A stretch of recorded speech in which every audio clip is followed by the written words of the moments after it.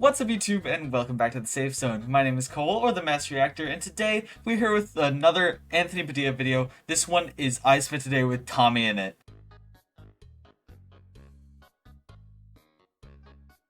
Now, I am so excited to dive into this one. I hope you are as well. This series of Anthony Padilla videos has been absolutely insane to watch. I've loved all of them so much, and when I saw that this one was out, I was so excited. Now, I did take a short break. That's why there's going to be 2 uploads today, so that's something cool to look forward to. But I just want to dive into this video. So if you're excited for this reaction, please make sure to hit the subscribe button down below. We are so close to 630 subscribers.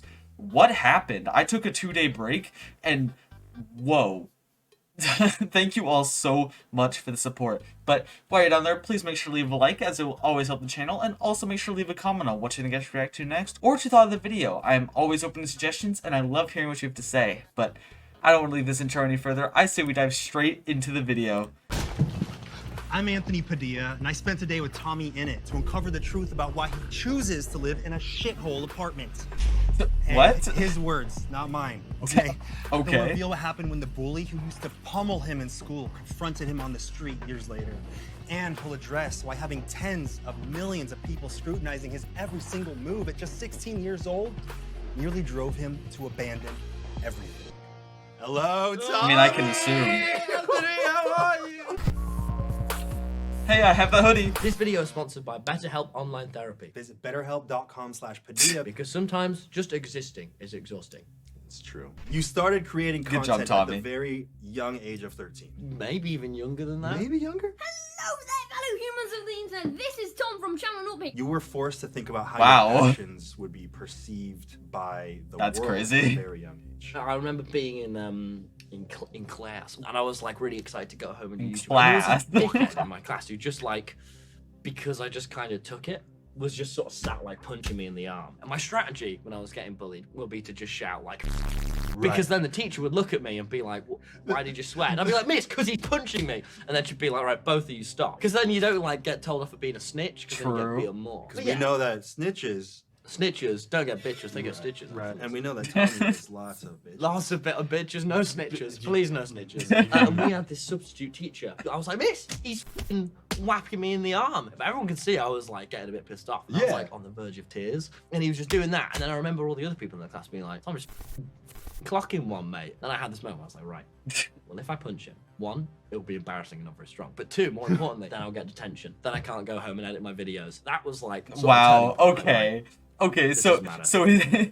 the only reason that Tom, the only reason that he didn't spiral out of control was because he needed to edit a YouTube video. For some reason, that is the most in-character thing I could have ever thought for Tommy. I'm just gonna get through this. And then, Look at me now. you're totally over it, right? Yeah, I'm totally over it.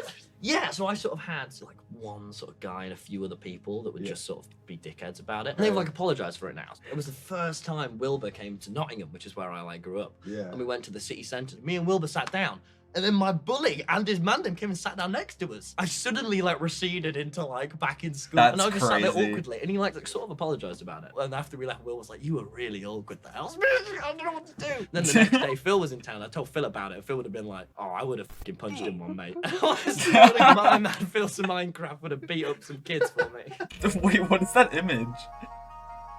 Is there a difference between gotta Tommy use that. and TOMMYINNIT? Yeah, absolutely, yeah. It almost feels like a version of me, but I think there has to be 2 versions of it, otherwise I'd be miserable. I think one of the most important lessons real? for me has been that like work-life separation. I've had so many times where I've had, you know, like hundreds of thousands of people critiquing me, like angrily. So I've had times where that's been really sort of difficult. Separating that and being like, right, you know, when I look in the mirror before bed, I can sleep at night knowing, you know, like I'm not all these things. Being able to like learn that and go, cool, all right, this is like sort of the 2 separate things. It's been really good for like my mental health. I think that's pretty Oh, wild yeah, that of you course. realize that there is that separation and that you don't have to appeal to everyone, and that if someone Yeah. doesn't like you, it doesn't mean that it's you. I feel like I'm just learning that within the past few years. I would take things personally when someone would say something about Oh, them, that's a me that I young Anthony. presented. If 1 person or 10 people or 100 people think this thing, how many more aren't saying it that think this thing? And it just became this whole Yeah. overwhelming thing. People don't like have to like me, and that's like, you know, like if you, that's totally fine. I think having figured that out, it can make me feel like a lot more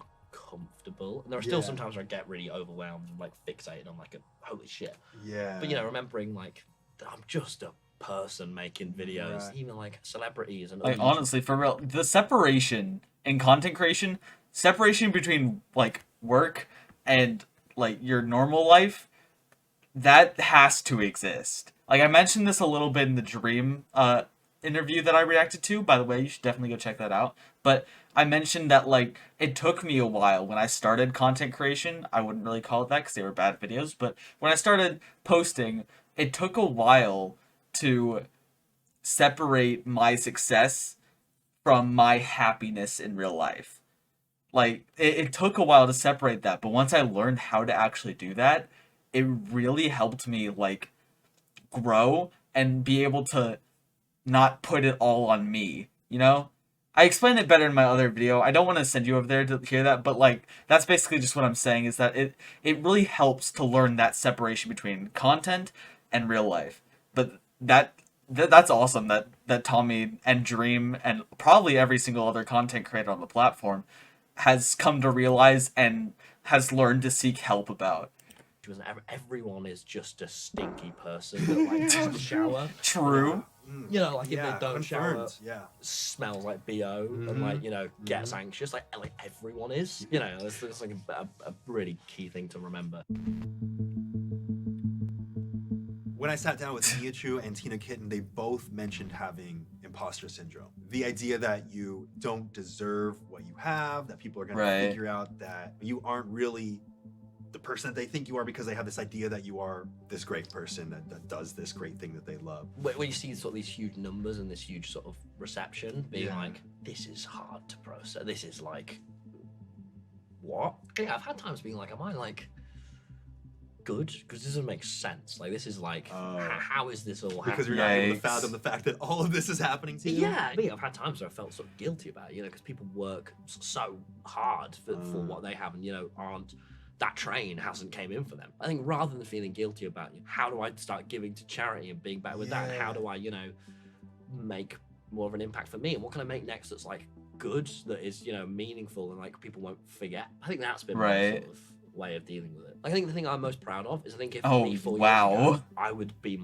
God, this is I guess I'm such a dickhead. Do you think this sounds egotistical? I think I would be my own favorite YouTuber because it's like I make stuff for me. Like I make stuff that I would like. Yeah. What about your confidence issues? You said that you had a lot of confidence issues growing up. There's the kids who are like cool, you know, and they're like good looking and they have girlfriends, and I wasn't one of the. I had a few years of like trying to be and posting a hip Instagram selfie. Like, never mind. Is it still there? Yeah. I remember when I started putting my face in my thumbnails, I started performing better. Because of that, I spent a lot more time like looking at my face and like looking at, you know, how I like am. Yeah, and like, you're, like cutting myself Photoshop and being like, and then seeing numbers go up. Like it sucks you weren't born the hot guy? Yeah.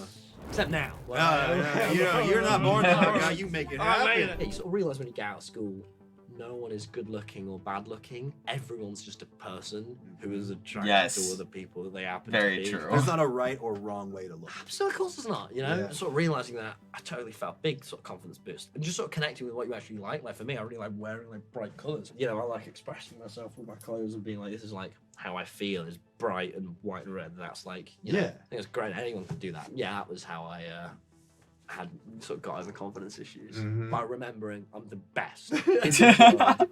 Marry me. Girls keep trying to marry me, and I don't know why. I keep saying, "God, Too many women. They keep trying to marry me. It's something we all struggle with. A lot of self-deprecating humor implants those thoughts into people. And your style of humor, you actually do the opposite. You're like, I'm the best. Feels good to be the best. My approach to all of it is to not take anything seriously and sort of view things as just like obviously kind of ridiculous. Like tonight, Charlie and Dixie D'Amelio invited me around to their house to go to their party. It happened! Wait, It's what? just, like, that's just funny.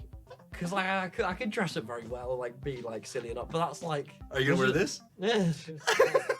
You did. But it's like just not taking anything seriously. Everything's serious. Like, let's just be a knobhead. I live in a dingy apartment in the middle of. I genuinely don't know why I live in this apartment. It's just funnier to live in a shit. You say you live in a shithole because it's funnier. These builds like. I get more fun out of it. The other day I had like a lot of wasps in my apartment. I think you can either see things really seriously and strange, and there's a very immediate flick that it can just be funny. Right. So whenever something's a bit too stressful, I go, this is funny, and I start filming. That's why I always film funerals. I don't know about that, Poor Tommy. guy. Subscribe. I'm dying of laughter. But I'm like, it's funny, isn't it? No, that honestly, Does pe- maybe not as intense as like laughing and filming at a funeral. I feel like that's a, I get that was a joke, but like to a certain extent, I get that because the way I cope with something like this, don't worry, like I've gotten past it, but a few years ago my grandpa passed, but I didn't like mourn, I more like joked about it and made it something like celebratory, not in a way like, oh, he died, but like in a way where I was just like, he died and that's sad, and I cried, like I mourned, but then I made it into something where I could look back and appreciate my grandfather besides like as if he was still alive, and like if he was like still with me and just cracking jokes, you know, because like that's the like fun part I like looking back on, and that made the bearing of the weight of his death so much more easy to bear, you know. Wow, I just got really deep there.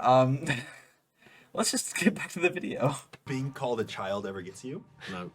You posted a picture the other day with like a full ass beard that you're growing out. It's really weird. When God made me, he like jitter clicked the hair grow attribute completely inexplicably. Every day I've shaved, and I thought that was like normal to shave my face every morning. Yeah. And then I went away for 2 weeks. I was like, I wonder what happens if I don't shave. I just got back and I was like, this is hilarious. So now I've started being like, right, whenever I go away, I'm gonna come back with different. I'm gonna only have neck beard, then have a mustache, and then like I know I look weird for a bit, but it doesn't matter because it's silly. Does it ever get to you when people call you annoying and stuff like that? Because you even wrote it into the beginning of your videos. Your intro. True. Because people actually do. Like so many of my mates that used to watch my videos that are now pals were like, Yeah. yeah, I actually used to find you a bit annoying, and then I started. And I was like, this is a common theme. So I just took like acknowledge that I genuinely had the biggest bump in subscriber growth, and I was like, no, trust me, I am annoying, but I promise if you stick with me, it'll wear off, and you'll see that it's funny. You know, it's a very like shock humor thing. Has your self That you start to get been used to. attached to your numbers or your growth In the or best way. success? Yeah, I get very like fixated on like problems and solving them. Yeah. So I think the thing that's changed recently is like what is success? Because I'm sure for most people watching will be like, yeah, all these sort of dream master people, all these super success is great, like super successful. But then now it has was sort of comparing, and comparison's like the thief of joy. Yeah. You spend so much time comparing. The individual doesn't always feel like successful. Since I sort of hit 10 million, being like, right, is getting 20 million subscribers, does that like fill me? Does it mean anything? Like, cool, but like, no. And sort of really dissecting that's really hard and really stressful. I think for me, the times I felt the most successful is when, my friend told me she was watching one of my videos with a sister, and then I did a joke where I crawled around on the floor going,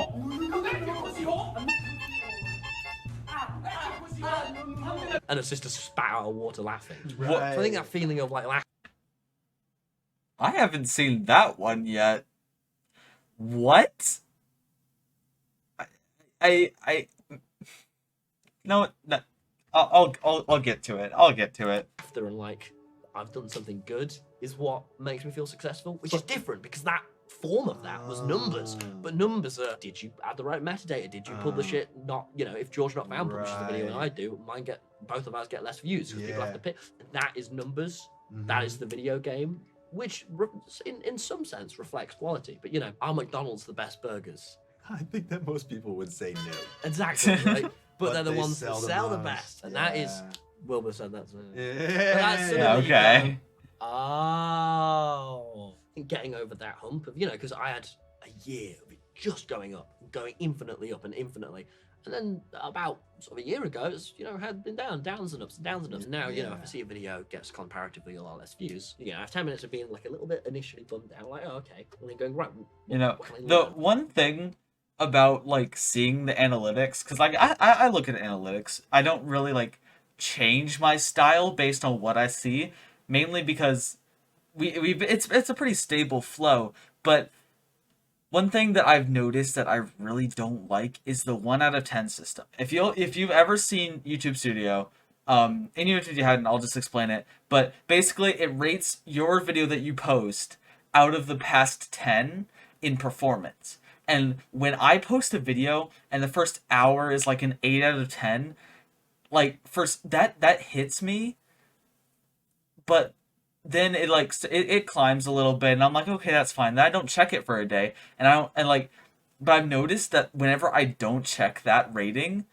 I feel so much better because I'm like, I uploaded that video. I hope people enjoy it, and I'll check back in after I upload my next video, and it'll have like, it won't bother me as much because I've already uploaded it, I've gotten it out of the way, and I'm not focusing on it. But instead of removing the dislike button, which by the way, you can still see the dislike to like ratio in YouTube Studio, so it doesn't really affect anyone but the viewer.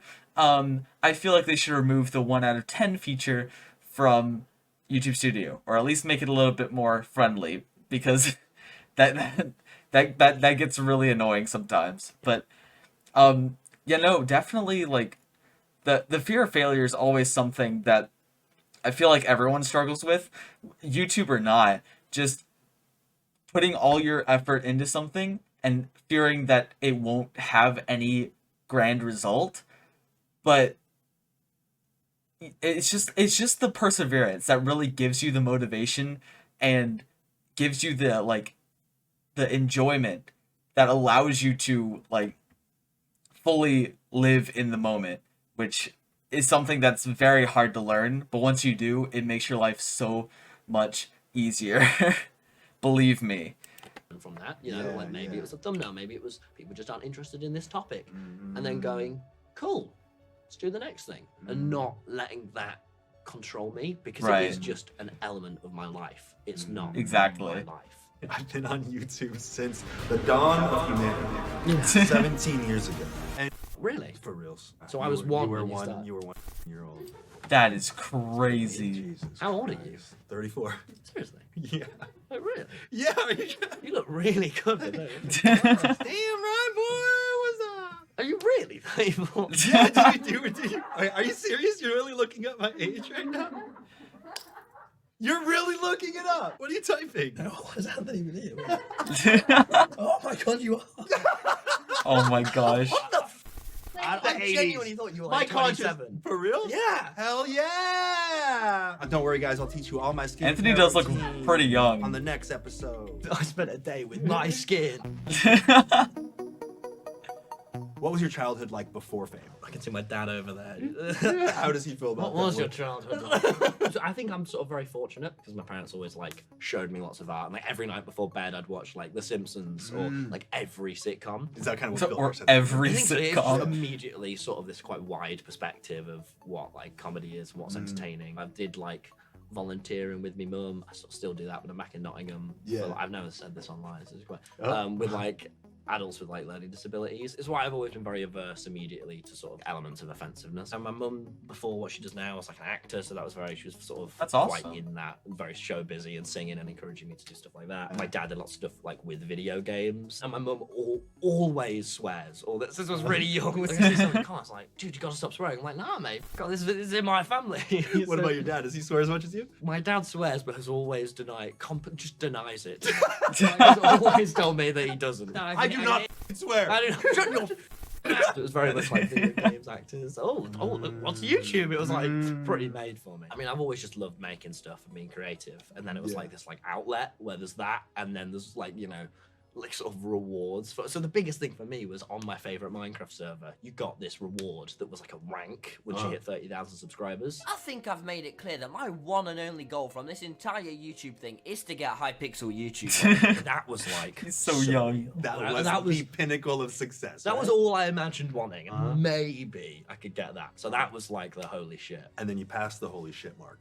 Yeah, and then since then I've just been like Very I usually far. would use the word surreal, but just unusual. You know, highly unusual. My dream was always just to like be an editor in a film studio and just sit on Premiere, and that's my job. It's quite British to not be like, yeah, dude, I'm gonna strive to be the best. Then I'm gonna have my millions to deserve it because I worked hard. You should be doing an American accent when you do Yeah, dude, I'm gonna get my millions. Then I'm gonna have my mansion surrounded by bitches. And Oh no.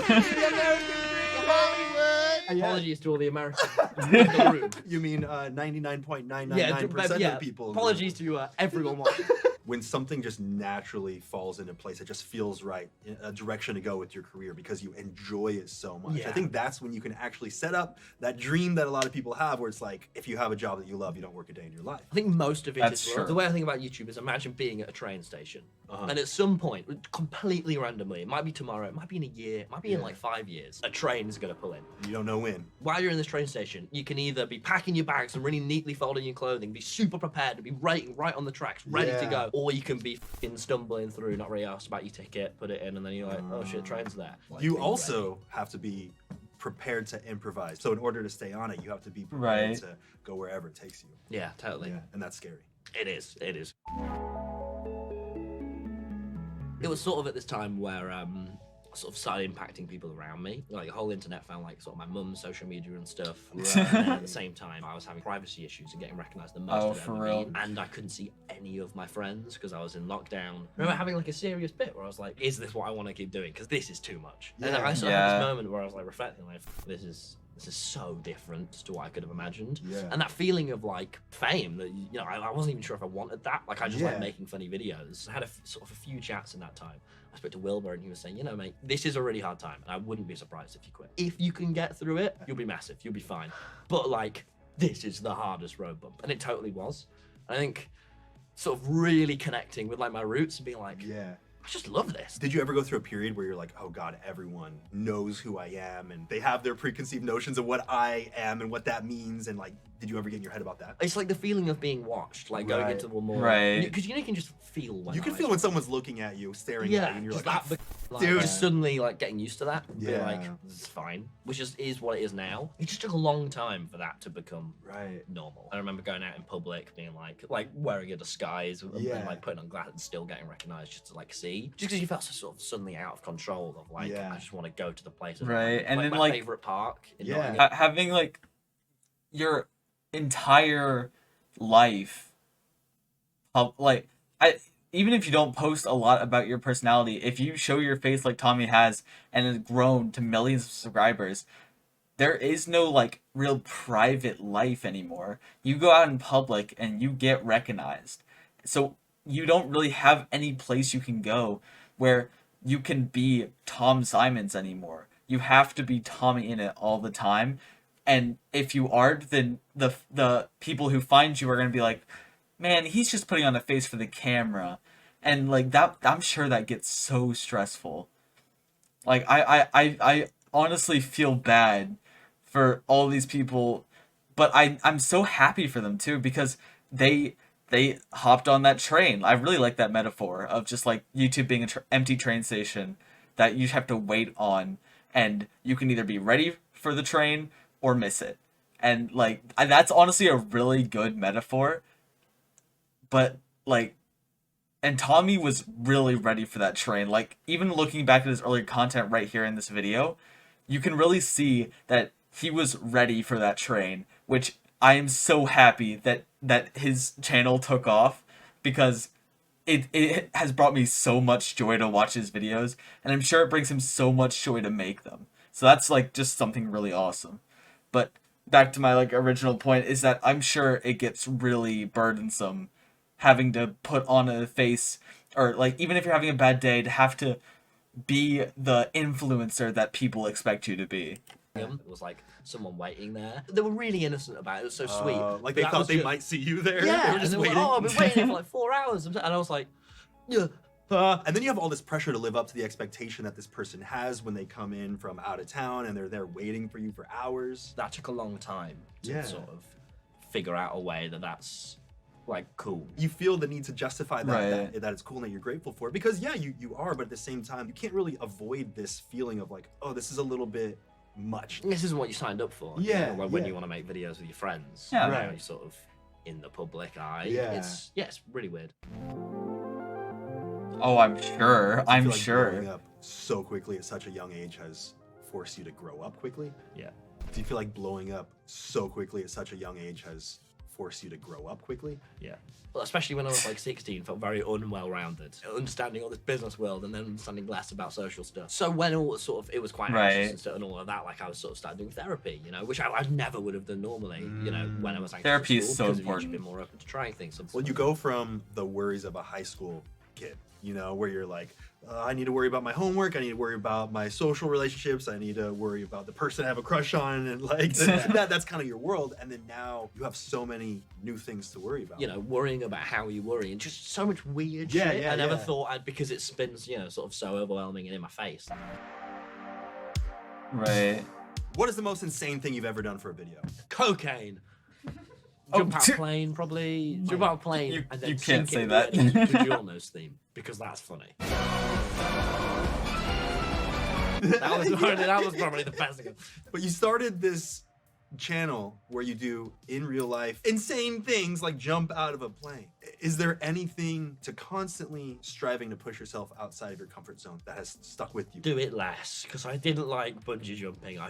It was like, well, genuinely now, it's like something reprogrammed in my brain that now whenever I Bro, all these videos look so funny. I cannot wait I also have this to weird thing react where to as soon them. as I start rolling the camera, whether it's physical or verbal, I'm just like, what is funniest? And I just like do it. Like, with this one where I was like in public dressed as a Minecraft character. Yeah. And I like didn't remember it because I fell so hard into character. And I'm just like, I did stick the microphone really into that guy's face. And I did shout at some call a roadman incestual like to their face. Something about turning a situation into What? entertainment just takes away all the elements of stress and anxiety and seriousness. Yeah. When I shot a documentary where I dressed up as an anime cafe maid, very, very Um, awkward in my normal life. I would feel just Yeah. so put on the spot and uncomfortable. But with those cameras rolling, knowing that I was there to document and entertain people as they see me do this thing that most people would feel so strange doing. Yeah. I just had the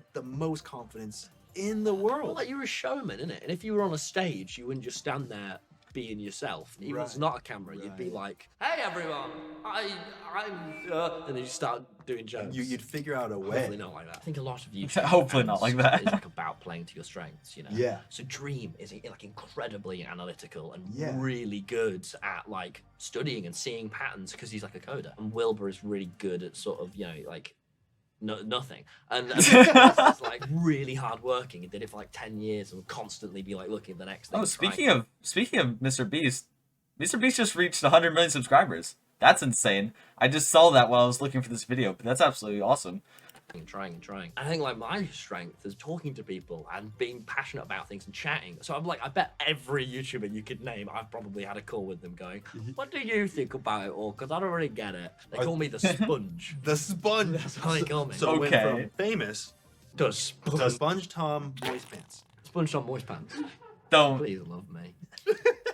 I've learned like so much from Dream. Like I have like a Google Doc of just like words he said. Wilbur's taught me much more about like perspective and like how not to fry your brain when you're doing. Wilbur does seem like the comforting Been like Mr. Beast, person that you could, one of like, the confide in. craziest things they ever said. Cut every sneeze. Like things that are slightly gross, people tend to click off more on. And like so you must cut things that are gross. Got to keep those anti-sneezers in the video. I think the thing, you know, after taking all these perspectives, is the thing I sort of pride myself on is like really knowing that scientific and analytical side and applying that to my videos, but making sure that the soul and the content is there. That's awesome. What's next for TOMMYINNIT? I really enjoy YouTube, but I want to sort of, you know, sort of try out like other things. For me now, it's like me and Wilbur have just like wrote this book that we're doing together because it's been really fun going around to his like every day, writing for a few hours. So you're pushing yourself to go outside of your comfort zone of the thing that you know you love and try new things and experiment and see what else you love. Yeah, totally. Like, you know, what aligns with success, and that for me is like make people laugh. It's like, does a book Is that feel book like that? actually Does a coming live show? soon? That's the biggest thing. You know, gonna feel laughed at. Like after I do this, I might suddenly go, "Oh my god, I want to tour the entire world." How does me being a dickhead and not taking it seriously translate to a stage? Can I make, you know, everyone in the audience fart at the same time? What? That's an experiment that's never been done. I'm like, why not? And then everyone's pissed off because it stinks. I'm like, that's funny, isn't it? Like, I want to keep, you know, entertaining these people. This is absolutely my dream, to be here and be making this. I can never comprehend this, but I can sort of reflect on myself and be like, this is so cool. And I think every moment in the past year, if you could describe it to me from a few years ago, I would have like passed out. You'd be like, no way. Yeah. So I think the fact that it is real is Yeah. probably the thing that I'm most happy about. You're happy that your reality is your reality. Of Bloody course. I've been inside for 2 years, then I've came out, and now everyone seems to know what my face looks like. And then I went and met the Sidemen, and then now I'm like, can make videos and millions of people see it. Like, don't make any fucking sense, but it's real, and that's pretty strange and cool, and I like that. But it does not feel like my reality. It feels like I've not woken up yet. Like, We're not going to pinch you, yeah. okay? No. Just in case. Don't do it too hard. Like, You might wake seriously, up. Genuinely, it's just incredible. So I'm just like pretty happy. I spent a day with TOMMYINNIT, and one thing that really sits with me is his mission to see everything in life through the lens of humor. Sorry. Even the heaviest moments in life are much more bearable when they're accompanied by the lightness of laughter. And I feel like every moment in my life would be better if I were able to maintain that perspective throughout my daily life as well. Nice closing message right there. People think I'm 6'1" and I'm 6'3". You're definitely 6'3". Should we do a height test real quick? Yeah. So I'm 5'11". So you can see Yeah. that there's this big is misconception it's about been that. it's been proven. Yeah, he's on his toes. Yeah. That's what I thought. Yeah. Well. Sit down. Okay. Yes, sir. Yes, sir. Oh my gosh. I love Tommy and his energy so much. Like, Tommy, I don't think I can ever get sick of his content, because Tommy just has this personality where it feels so real that you're just drawn into the humor and you can just laugh along with it, which I absolutely love. But this interview was absolutely amazing. I love Anthony Padilla's videos. I've been watching a few off camera. Nothing like content creator wise, because I leave those for reactions, but I watched like his interview with non-binary, by like all those videos, and I love them so much because it really helps show what we truly are. Like, non-binary is often very misunderstood in the public eye, but watching his like interview and how like they explain it, I feel like really helps those who might be a little less educated on it learn a bit more, and then it will also intrigue them to do their own research. But that's what I love about these interviews, is that Anthony always makes it entertaining to watch, but also very informative and very, like, it helps you learn about the topic that's being spoken. But, like, I loved this video so much. If you did this reaction, please make sure to hit the subscribe button down below. We are so close to 630 subscribers, which is, again, absolutely insane to say. So thank you all so much for the support. While you're down there, please make sure to hit the like button, as it will always help the channel, and also make sure to leave a comment on what you think I should react to next, or what you thought of the video. I am always open to suggestions, and I love hearing what you have to say. But that's about it for today. I will see you all next time. Goodbye.